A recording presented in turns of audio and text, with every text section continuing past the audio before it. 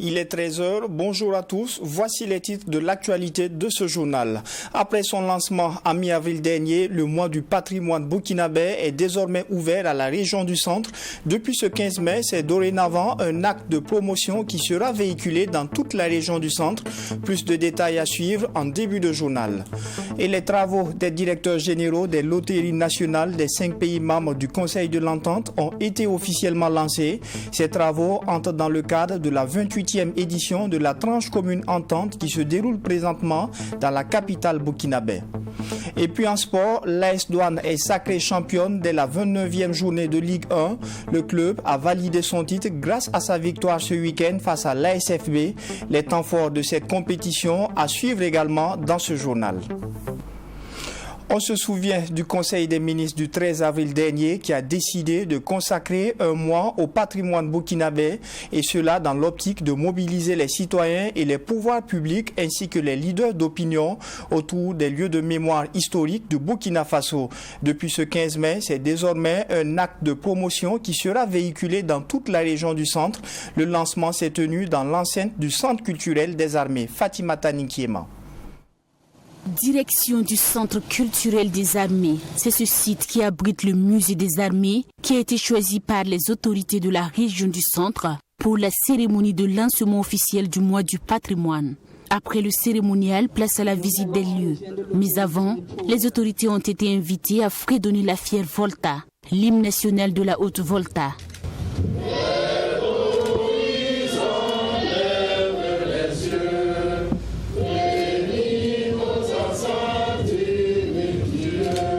La visite peut maintenant commencer. Au sein des bâtiments, il est exposé d'anciens matériels de l'armée tels que des armes, des tenues militaires, des gourdes, des gamelles, sans oublier les portraits d'anciens responsables de l'armée. Des expositions qui rappellent plusieurs époques importantes dans la vie de l'armée burkinabé, explique le conservateur du musée des armées, le sergent Michel Sawadogo. Nous avons constitué notre exposition de sorte à repartir depuis la suppression de l'esclavage en passant par les deux premières guerres, notamment l'histoire des tirailleurs sénégalais, l'histoire militaire de notre pays, ceux qui ont occupé les postes de chef suprême des armées, les postes de ministre de la Défense, chef d'état-major général des armées, et en venant par les tenues jusqu'à l'histoire actuelle. Abdoulaye Bassinga, gouverneur de la région du centre, s'est réjoui d'avoir visité un site riche en histoire militaire et civile. Selon lui, il est important pour les générations actuelles et futures de prendre connaissance des histoires cachées derrière ces expositions pour ne pas bafouer les valeurs que défendaient les dévanciers. Le choix de ce site est tout aussi important au regard du contexte actuel du pays. C'est très symbolique et important pour nous. Et nous sommes, comme vous le savez, dans un contexte d'insécurité tumultueux. Il faut donc choisir un site où, pour magnifier, pour encourager nos vaillantes forces de défense et de sécurité et nos valeureux VDP pour le travail qu'ils abattent sur le terrain pour la reconquête totale du territoire. Invite a été faite à l'ensemble de la population de la région du centre à visiter les sites touristiques que compte la région. En ce qui concerne le musée des armées, il est ouvert à tout le monde et tous les jours de 9h à 16h. Le sergent Michel Sawadogo, conservateur du musée des armées, a saisi l'occasion pour inviter tous citoyens détenteurs d'objets historiques pouvant être exposés à bien vouloir se rendre sur le site du musée pour son acquisition. Et au ministère en charge de la fonction publique, l'on a procédé au lancement des travaux de l'atelier technique d'actualisation de la matrice des résultats du programme pays pour la promotion du travail décent au Burkina Faso. 3 jours durant, les acteurs entendent réviser l'ensemble des cibles du programme afin de prendre en compte les priorités du gouvernement en mettant l'accent sur la réinsertion socio-professionnelle des personnes déplacées internes. Reportage d'Assami Tiemtore, commenté par Mamidriana Kamabou. 72 heures durant, les participants vont réfléchir sur l'actualité du programme pays pour la protection du travail décent en vue d'améliorer le marché du travail. Cette rencontre a pour objectif d'actualiser l'ensemble des cibles en tenant compte des priorités actuelles du gouvernement. Pour Ernest Ouetraogo, président du mois de centrale syndicale, cet atelier va contribuer à humaniser davantage le travail. D'abord, le travail il se fait très rare et le travail décent encore plus rare. Parce que quand vous prenez aujourd'hui le monde du travail, à certains endroits, c'est déshumanisant, c'est vraiment pas le respect de l'individu. Et nous pensons qu'aujourd'hui, ce programme va peut-être contribuer, aider à vraiment humaniser davantage le travail et, comme on l'appelle, mettre sur place un travail décent, c'est vraiment la bienvenue. Le secrétaire général du ministère en charge de la fonction publique a laissé entendre que cet atelier va permettre aux participants de faire un diagnostic sur la situation du travail au Burkina Faso. Pour lui, cela va permettre au pays de disposer d'un programme adéquat en phase avec les aspirations du moment. Il est tout à fait indiqué de réunir les principaux acteurs intervenant dans la mise en œuvre du programme, y compris les organisations professionnelles d'employeurs et de travailleurs, pour non seulement actualiser de façon consensuelle et dans un dialogue social constructif la matrice des résultats en tenant compte des difficultés ci-dessus évoquées, mais aussi de proposer de nouvelles activités pour 2029. Les participants au cours de cette rencontre vont mettre l'accent sur la réinsertion socio-professionnelle des personnes déplacées internes et toute autre proposition d'activité pertinente pour faire face aux conséquences des crises que traverse le Burkina Faso. On vous le disait en titre, contribuer à la consolidation de l'intégration sous-régionale et lutter contre la pauvreté, c'est le vœu des directeurs généraux des États membres du Conseil de l'Entente qui sont réunis à Ouagadougou. Les travaux se tiennent dans le cadre du 28e tirage de la tranche commune Entente. Cette année, un jeu concours sera organisé pour récompenser entre autres 40 personnes dans le domaine de l'entrepreneuriat. Il y aura aussi une rue marchande et une cérémonie de tirage de l'eau intermédiaire. Plus de précision avec Diassibo Ouba et Alexis Ouinkouni Belemnaba. Réunis à cette 28e édition du tirage de la tranche commune Entente de l'autorité nationale, les directeurs généraux des États membres du Conseil de l'Entente veulent travailler à consolider l'intégration sous-régionale et à lutter contre la pauvreté. Cette organisation sous-régionale qui existe depuis 1970 veut par ailleurs travailler à renforcer l'adhésion des populations des États membres dans la réalisation de ces politiques et programmes. Soutenir l'intégration régionale, à lutter contre la pauvreté, également à soutenir les populations à travers donc la réalisation d'œuvres sociales et des infrastructures communautaires au profit donc des populations. Nous nous réjouissons donc de la tenue de cette 28e édition après plusieurs reports. Les enjeux, il faut le dire, plusieurs activités sont prévues. Il s'agira pour nous de réfléchir sur le concept actuel et voir comment on peut apporter des innovations. Édition tournante, cette rencontre de Ouagadougou a mobilisé les 5 États membres et des pays amis. Il s'agira de réfléchir sur les moyens de mobiliser plus de ressources pour atteindre plus de cibles. Avec la problématique de l'emploi des jeunes et des femmes, c'est en cela que notre innovation est intervenue, en finançant des projets en faveur des jeunes et des femmes. Il faut le dire, ce sont des subventions, ce ne sont pas des prêts. Donc nous accompagnons des jeunes et des femmes dans notre espace, dans le cadre pour un peu améliorer l'emploi dans notre espace. Donc à cette édition, comme je le disais, nous avons 20 projets en faveur des femmes et 20 projets en faveur des jeunes.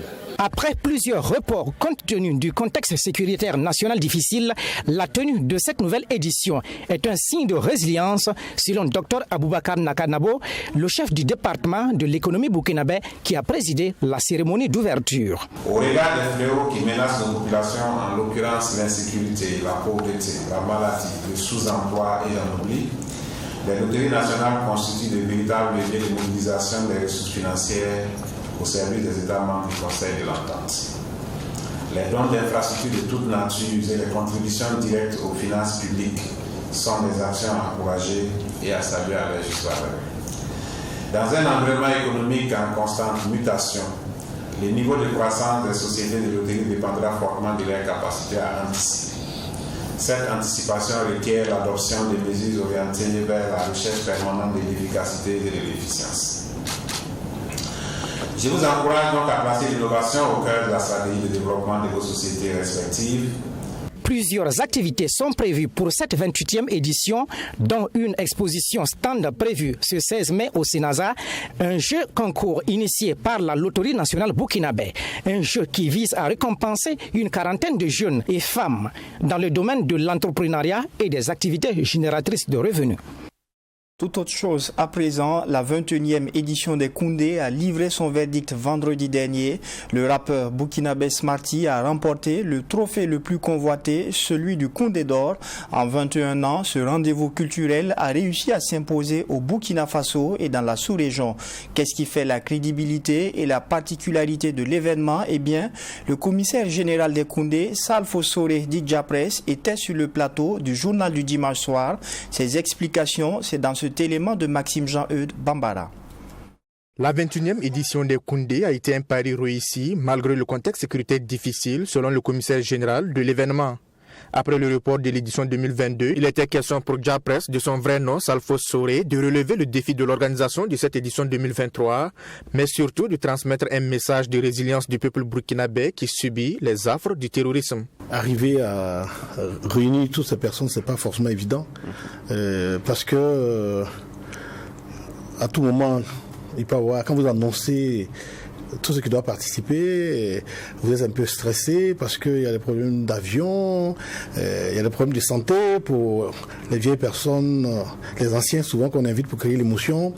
Tout peut arriver, donc on prie Dieu pour que tout le monde arrive à bon port à temps, pour que la soirée se passe bien. Au cours de la cérémonie, il peut y avoir une interruption de l'électricité. Il y a la joie, il y a la crainte, et il y a tout ça qui fait que souvent on appelle, on dit « Ah mais écoute, on ne te sent pas souriant, on n'était pas content », mais en fait il y a d'autres appréhensions. En 21 ans d'existence, ce rendez-vous culturel aura réussi à garder sa crédibilité et à s'imposer comme l'un des événements culturels majeurs au Burkina Faso. Une crédibilité qui, selon le commissaire général de Koundé, émane de l'indépendance du jury dans la sélection et la distinction des œuvres musicales. Moi, j'ai opté, depuis le début de Koundé en 2001, de ne jamais chercher à savoir les résultats. De prendre les résultats, parce que moi, j'ai mes préférences, ou bien je peux peut-être ne pas être d'accord comme ça avec le jury. Ça peut arriver, mais ça, c'est interne. Voilà. Donc, c'est pour ça que je préfère ne pas avoir les résultats. Je préfère avoir les résultats en même temps que tout le monde.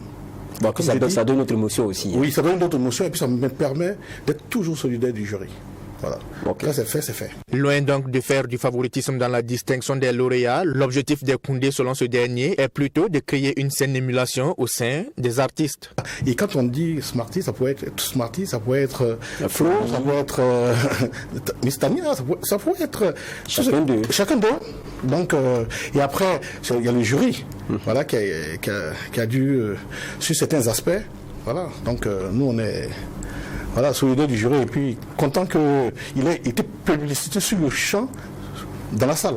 Évidemment, et même ceux qui étaient en compétition sont venus. Voilà, exactement. Mais ça, c'est quand même une très très belle image. Que tous ceux qui sont en compétition soient là. Et qu'après la proclamation des résultats, qu'ils viennent tous ensemble comme un seul homme venir autour du lauréat. Ça, vraiment la culture burkinabé a gagné quelque chose. C'est une concurrence, c'est une émulation. Exactement. L'innovation majeure de cette 21e édition des Koundé fut sans doute la création du Koundé Musique et Sport, un concept qui vise à créer un réseautage entre les artistes musiciens et des professionnels du monde de la musique, histoire de renforcer le professionnalisme des artistes musiciens. Conflit agriculteurs-éleveurs, une préoccupation qui préoccupe l'association SEM-Films et son partenaire, la coopération allemande. En effet, les deux structures ont produit un film documentaire sur la question. Intitulé Vers pâturage, ce film a été tourné dans 2 localités du Burkina et du Ghana. Il traite exclusivement de la transhumance et les difficultés liées au pastoralisme. L'avant-première du film documentaire a été présentée à l'Espace Gambidi. Mamedriana Kamabou. Le pastoralisme fait face à des difficultés telles que le changement climatique, la pression foncière et l'insécurité. Les éleveurs sont donc obligés de trouver des solutions innovantes ou de changer leurs pratiques d'élevage. Dans ce film documentaire de l'association SEM-Film, les réalisateurs mettent en lumière 2 familles agro-pasteurs qui pratiquent encore la transhumance saisonnière. D'une durée d'environ 1 heure, cette œuvre cinématographique intitulée Vers pâturage, présentée ce samedi 13 mai, parle exclusivement de la transhumance et les difficultés liées au pastoralisme. Selon Massoud Barry, co-réalisateur, le film traite principalement des thématiques suscitées. Les difficultés sont énormes, elles sont beaucoup. Parce que quand tout est humain, quand tu veux la faire, tu veux la réaliser, forcément il y a des difficultés.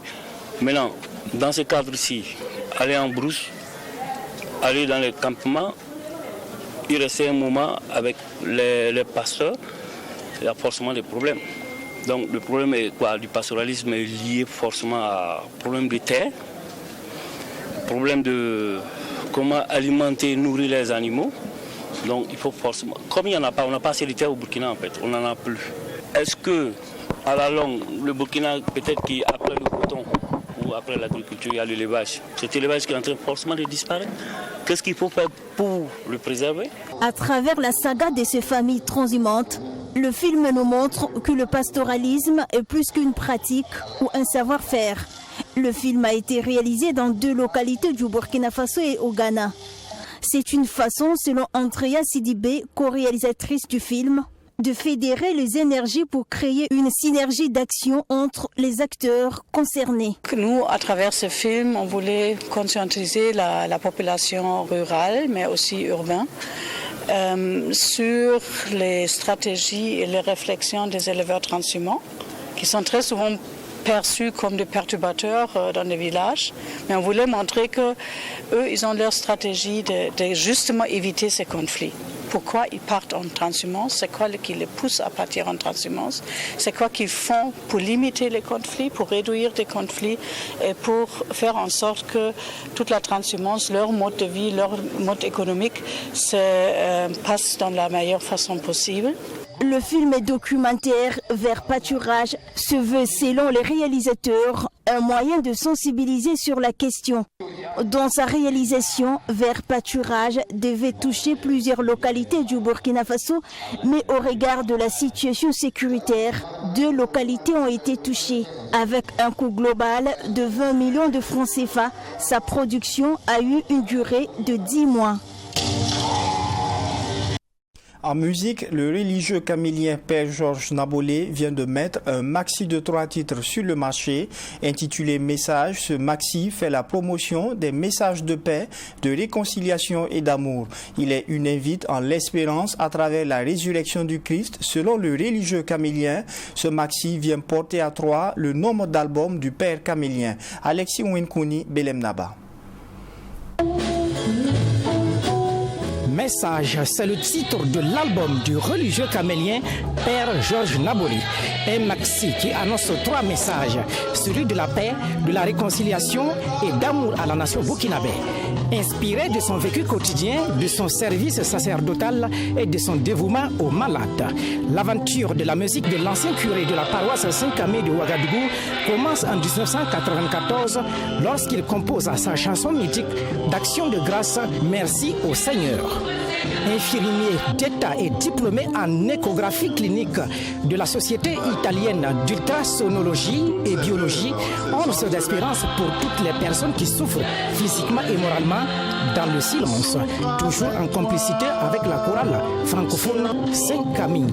Et dans son premier message, ce sont les tares sociales qui sont décriées. Une interpellation de l'homme religieux au gouvernant de prendre à bras le corps certaines problématiques qui mettent à mal le vivre ensemble. Je parle de l'injustice qui crée justement la révolte et la corruption qui pourrit notre société sur des sortes, et troisièmement le terrorisme que nous vivons actuellement, et quatrièmement ce sont les divisions qui créent aussi les vengeances. Dit que chacun doit se ressaisir et qu'ensemble nous puissions nous unir pour la réconciliation et bâtir notre nation et bâtir la paix. Cette cérémonie dédicace est couplée au lancement des activités de la structure musicale Hosanna, structure promotrice des musiques religieuses qui a d'ailleurs pour son premier album Message du Père Naboli. Dans le domaine du chant sacré, de la musique sacrée, on n'a pas beaucoup de structures. Déjà, il faut travailler à mettre des structures qui vont aller dans le sens d'amener tout ce qui est musique sacrée, voilà, à atteindre plusieurs cibles. Parce que maintenant, on ne peut plus évangéliser que dans les églises. Il faut aller sur les réseaux sociaux, il faut aller sur les médias et tout. Donc voilà, c'est ce qui a beaucoup motivé. Et vu que dans le passé, on a fait des albums, mais qui sont restés un peu inconnus parce qu'il n'y avait pas de visibilité. C'est ça, on a essayé aussi de mettre cette structure pour aider vraiment tous ceux qui veulent, c'est-à-dire le côté technique. Ce maxi de 3 titres vient porter à 3 le nombre d'albums du Père Camillien. Le premier, Aimer Dieu et aimer les hommes, sorti en 2014 avec le titre phare Je n'ai pas le temps, qui a fait le tour du monde. Il est une invite au monde à la culture de l'amour. Le deuxième album intitulé Fais-lui confiance est présenté au public en 2019. Un album qui invite les personnes souffrantes à reprendre le courage dans leurs épreuves.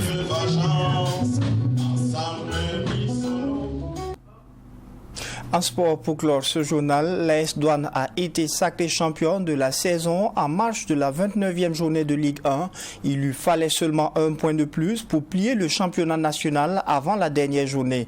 Mieux, les Gabelous obtiennent une victoire en tête du classement depuis la 4e journée. Kamou Malo et ses poulains offrent donc à l'AS Douanes son tout premier titre dans le championnat national. Retour sur le match avec Assami Thiemtoré. L'AS Douanes sacré champion de la saison en Ligue 1 avant la dernière journée du championnat. Face à l'ASFB, les 15 premières minutes étaient timides et sans danger. C'est à la 20e minute que l'AS Douanes, grâce à un service de Ibi Mikael pour Clément Pi 3 pas sur la première contre-attaque, ouvre la marque.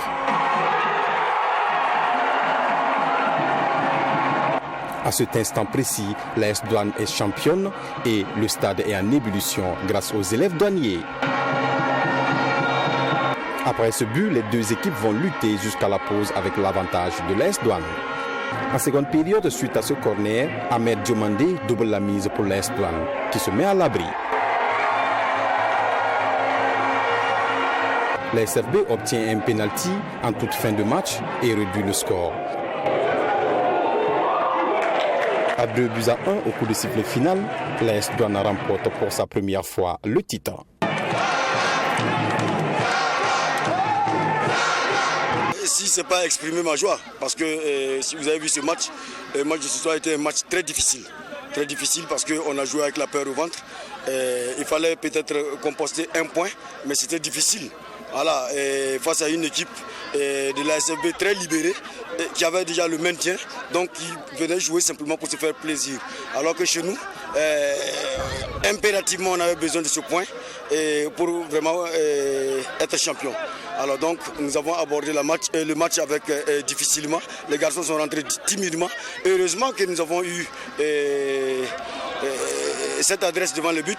Et à la première occasion, nous avons dû scorer et ça nous a facilité la suite du match. Une performance personnelle de plus pour Kamou Malo qui obtient son 3e titre après avoir été sacré 2 fois avec le RCK. Je pense que l'ensemble, c'est de féliciter ces garçons parce que je pense que l'AS Douanes, quand même, cette année, c'est un beau champion. Vous avez vu quand même que 29e journée, c'est comme si on était à la première journée. On a eu des difficultés face à l'adversité que les équipes nous opposaient. Et je pense que c'est tout bénéf, en tout cas pour le football burkinabé. Voilà, et je suis fier d'autant plus que ça fait un titre de plus personnellement avec une autre équipe. Parce que tout ce que j'ai engrangé comme titre, c'était avec le RCK. Je pense que j'accroche en tout cas une autre équipe à mon tableau de chasse. Et ça, je suis content personnellement. La SFB de son côté, avant cette défaite, était déjà maintenue en Ligue 1. Ainsi s'achève cette session d'information de la mi-journée. Excellent après-midi en compagnie des programmes de la télé interactive.